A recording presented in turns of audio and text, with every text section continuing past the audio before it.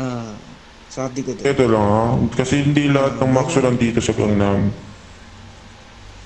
yun nga, sinabi ko, may ibang member dun sa gang nila. Ang sabi nila, damay-damay na daw to. Hmm, Kung kasama nila yung Maxwell, ibig sabihin, kasama na rin kayo. Ayun yung sinabi nila. parang pumapasok na sa utak ko kung sino gusto makikipagkita. Fan. Kaya sige, tatanggapin namin. Wala Pero naman itong problema. impormasyon na to, ayokong malaman ng ibang tao. Kasi ayokong lumabas dito na ginagano ko sila, pinabackstab ko sila, di ba? Ito muna, para mas organisado, gusto ko sana yung ganito. Tsaka informing isa't isa, di ba? Ano sa tingin ninyo?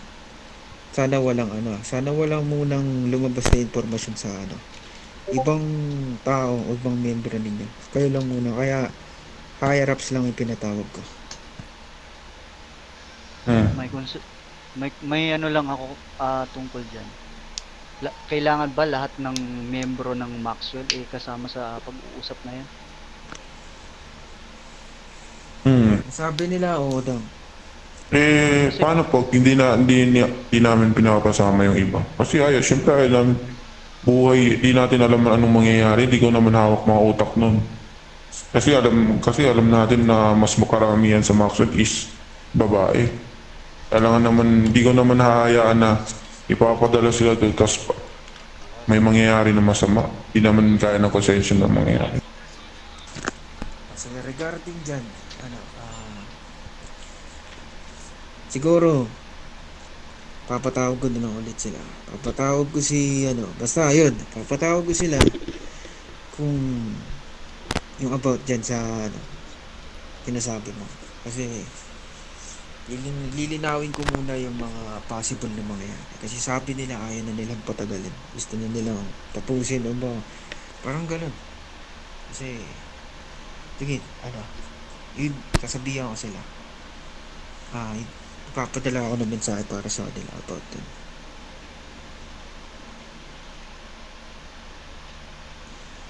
So, kung may hint kayo kung sino yun, isekreto nyo na lang muna. Ah, lahat ng impormasyon, lahat, kung merong CCTV dito, huwag nyo muna ilalabas. Kasi, masyadong komplikado tong ganap na to. Masyadong seryoso rin sila para dito eh. Pero, ito lang, naman concern pa ako. Pero kung gusto talaga nilang makipagkita sa amin, humingi nila talaga ng papa, sundin din nila yung gusto namin. Hindi namin, kung sino-sino lang yung dumating na kagrupo na, yun lang ang pwede. Kaya ganito, bilang mapanatili natin yung kaayusan. Ako na lang mismo maglalatag ng kasunduan. Ah, para hindi mangyari yung barilan doon. So, pwede kong ilagay doon na Maputol lang kita dyan, Godfathers. ano yun. Yan sagot sa pagbabarila. Di natin makokontrol. Hindi naman natin hawak. Sabihin na natin pwede lang naman sila magsabi na oo, hindi, walang mangyayari. Kasi hindi naman natin hawak ang ulo ng mga hindi lang, kahit nga sa amin, hindi natin alam kung baka may puputok. Di ba? Oh, diyan Kaya hindi. siguro mas okay na siguro if ever na magkit. So okay na yung handa na lang in case. Pero sana mas pamanatiliin talaga natin na walang putukan mangyayari. Ang ano ko sana dyan, Pablo, ang bala ko sana dyan. Kaya nga magkakaroon tayo ng kasunduan na walang magdadala ng baril. Once na may magdala ng baril, merong merong mangyayari sa gang ninyo o sa gang nila, di ba? So, pwede, Magandang kasunduan 'yun. mas maganda, suntukan kayo, ganyan. Ano sa tingin nyo? Para 'yun, mas pabor ako sa ganung Ano sa kasunduan. tingin ninyo? Mas maganda kasi mas ano kasi ako kasi mas poprotektahan ko yung lalong-lalo na sa pamilya Maxwell na mga babae kasi karamihan ng mga yan mga kasama ko talaga. Pero syempre, para may chance pa makatakas yung isa't isa. papayagan ko kayo magkagulo. Pero peace fight, di ba? Pwede.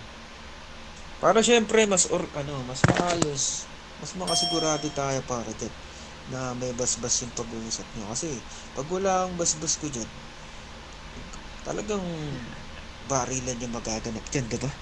So dito, binibigyan ko lang ng maayos na pag-uusap. Tsaka yung hindi talaga ano. Okay lang ba sa inyo? Okay lang naman.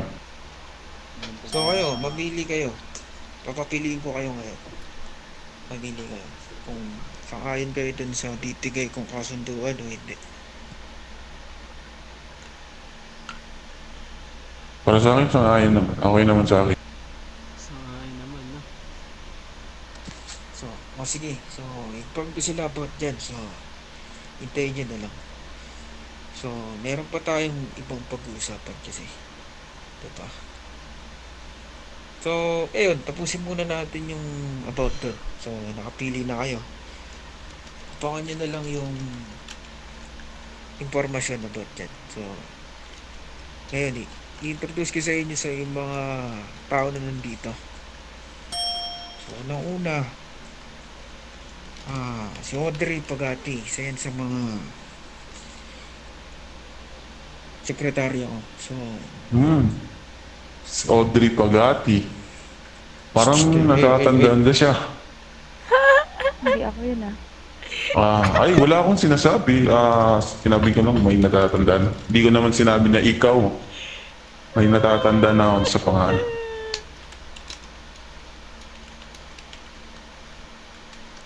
Sige, namumukhaan mo siya, huwag mo na lang sabihin kung ano yung true identity niya. Okay? Hmm. Kasi alam mo naman, nasa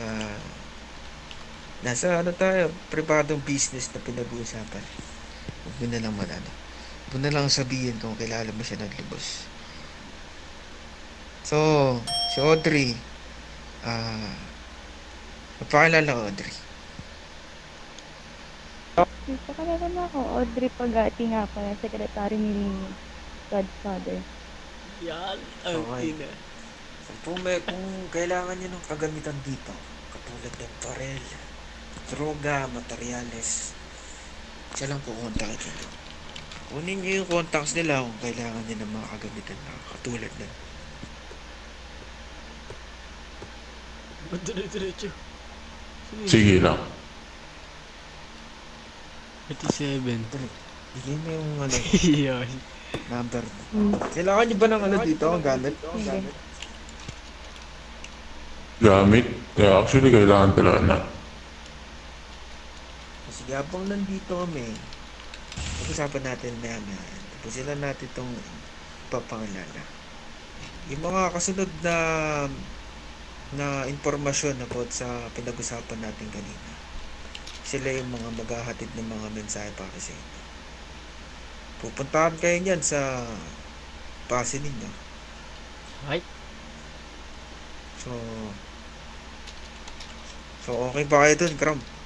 Narinig niyo na yung magaganap na kaganapan. Okay. Okay naman, Senyor Paco. Ayun. So, ito naman, papakilala ko sa inyo yung isa sa mga gangs dito, which is yung Prata. Isa sila sa mga consistent na kasama ko sa trabaho palagi. Papakilala pa ba kayo, Juxie? Pakilala kayo sa kanila. Mga boss, ako nga pala si Joxy, ang OG dito sa Bratba. Ito naman mga kapatid ko, mga kasama namin lagi mag rolyo kay Godfather. Anong nirarolyo mo? Anong- Shabu?